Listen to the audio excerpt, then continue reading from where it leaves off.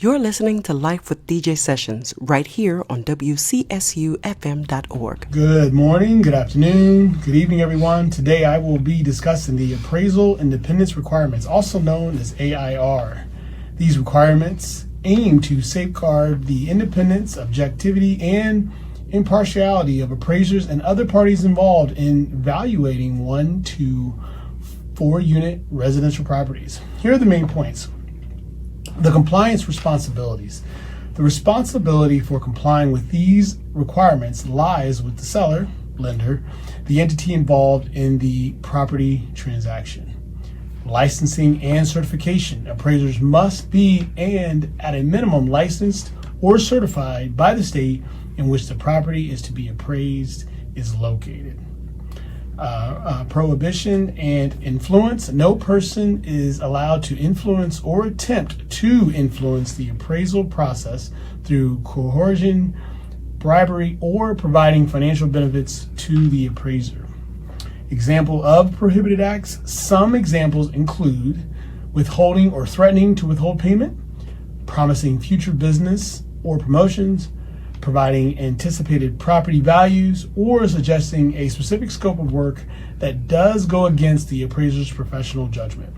Subsequent appraisals. Subsequent appraisals can only be ordered under specific circumstances such as indications, inaccuracies, lack of credibility, or when required by law. The borrower rights. Borrowers have the right to receive a copy of the appraisal report at least 3 business days before the mortgage closing at no additional cost.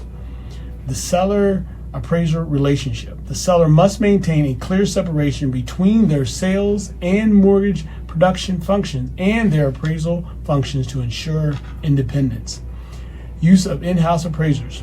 The seller can use their own in-house appraiser, again the lender, but they must comply with the Appraiser Independence Requirements. Reporting appraiser misconduct, right? We've had some issues with this in the past. If the seller, lender, suspects an appraiser of violating laws or engaging in unethical conduct, they must promptly report the matter to the relevant regulatory body. Also, ensuring compliance. The seller, again, lender, must adapt written policies, procedures, and disciplinary rules and provide adequate training to ensure compliance with the appraiser independence requirements. They must also ensure that any third parties involved in the property transaction are compliant. In conclusion, the appraiser independence requirements play a crucial role in ensuring fair and unbiased property valuations.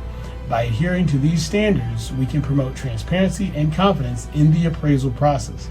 Thank you for your attention. Again, this has been another lesson in financial empowerment. My NMLS number is 271823. For more information, visit sessionslending.com. Thank you. You're listening to Life with DJ Sessions. Special thanks goes to Wade Oberlin of OnOurOwnRadio.com, Charles Fox, K-Divas Music Media, and the BDG Network. For more lessons in financial empowerment, stay tuned right here on WCSUFM.org for more Life with DJ Sessions.